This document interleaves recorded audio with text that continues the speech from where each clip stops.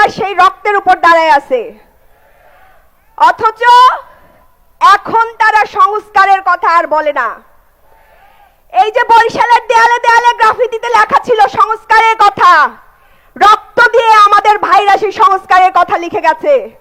এখন সংসদে দাঁড়ায় সালাউদ্দিন সাহেব বলে যে নির্বাচনের জন্য আপোষ করে তখন জুলাই সনদের কথা বলছি। হ্যাঁ, কত বড় মুনাফিক, কত বড় বেঈমান হইলে এই ধরনের কথা বলতে পারে? যারা নির্বাচনের জন্য আপোষ করে সনদের হ্যাঁ বলছে, তারা কত বড় প্রতারক সেটা আমরা 90-এর গণঅভ্যুত্থানের পরেই দেখছি। এই 90-এর গণঅভ্যুত্থানে তারা ফেল করছে, তার পরিপ্রেক্ষিতে 1-11 আনছে। সেই 1-11-র পরে 15 বছরের ফ্যাসিবাদী শাসন উপহার দিছে। 15 বছর হাসিনা জুলুম অত্যাচার করে আমাদের ভাইদের জীবন কেড়ে নিয়েছে, তাদের নিজেদের নেতা কর্মীরাও জীবন দিয়েছে, কিন্তু সেই সব নিয়ে তাদের এখন আর মাথা ব্যথা নাই। কি নিয়ে মাথা ব্যথা? ক্ষমতা। কেমনে ক্ষমতায় থাকবে, কেমনে টেম্পো স্ট্যান্ড দখল করবে, কেমনে চাঁদাবাজি করবে, কেমনে গুম খুন অত্যাচার করবে। ওনারা বোধহয় ভুলে গেছেন এটা জুলাইয়ের পরের বাংলাদেশ, রক্ত দিয়ে লেখা বাংলাদেশ। এই বাংলাদেশে আর এই অত্যাচারের রাজনীতি চলবে না। ইলেকশনের কথা আমরা ভুলি নাই, ইলেকশনে কি করছেন সেটা ভুলি নাই, রামদানিয়া দাঁড়ায় দাঁড়ায় ভোট কেন্দ্র দখল করছেন ভুলি নাই। কেন মেনে নিছি জানেন? আপনাদের ইঞ্জিনিয়ারিং করা ইলেকশন আমরা মেনে নিছি শুধুমাত্র দেশের স্থিতিশীলতার স্বার্থে। কিন্তু শহীদের রক্তের সাথে বেইমানি করবেন, জুলাই সনদের সাথে বেইমানি করবেন, গণভোটের সাথে বেইমানি করবেন, সেইটা বাংলাদেশের জনগণ মেনে নিবে না।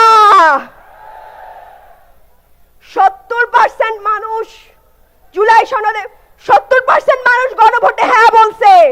ইলেকশনের আগে তাদের নেতারা, প্রধানমন্ত্রী নিজে বলছেন গণভোটে হ্যাঁ বলুন। এখন আর গণভোটের কথা মনে পড়ে না। কারণ কি জানেন? সংস্কার হলে দেশে কল্যাণ রাষ্ট্র হবে, তখন আর চাঁদাবাজি করে খাওয়া যাবে না। এজন্য আজকে সংস্কারের বিপক্ষে দাঁড়িয়ে গেছে। দেশ নেত্রী বেগম খালেদা জিয়া অত্যন্ত দূরদর্শী ছিলেন। তিনি বারবার সংস্কারের কথা বলে গেছেন। তিনি বারবার বলে গেছেন যখন বাংলাদেশের সরকার, জনগণের সরকার আসবে, তখন এই সংবিধানকে ছুঁড়ে ফেলে দেওয়া হবে। বর্তমান বিএনপির লজ্জা থাকা উচিত। যেই নেত্রী তার জীবনটা জেলখানায় দিয়ে গেছে সংস্কারের কথা বলে বলে, তারা আজকে সেই বেগম জিয়ার স্বপ্নের সংস্কারের সাথেই প্রতারণা করছে। বেগম জিয়া বারবার বলে গেছেন সংবিধান সংস্কার করতে হবে। আজকে সালাউদ্দিন সাহেব ওইখানে দাঁড়িয়ে বসে যে সংবিধান সংস্কার করা সম্ভব নয়, সেটা নাকি আইনে নাই, সংবিধানে নাই, তিনি বারবার সংবিধান দেখান। তাদের নেত্রী যে সংস্কারের কথা বলে গেছেন সেই সংস্কার কি তারা অস্বীকার করছে। গুম খুন চাঁদাবাজির ধর্ষণ বেড়ে গেছে, অথচ নিজের মন্ত্রণালয়ের কোনো খবর নাই।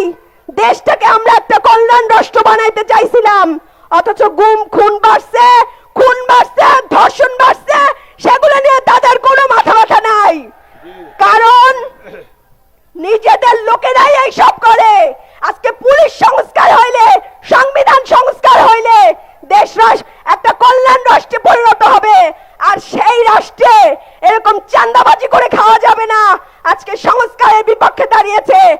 আমরা সংস্কার যতদিন না করবে ততদিন মাঠে ময়দানে রাজপথে লড়াই করব ইনশাআল্লাহ।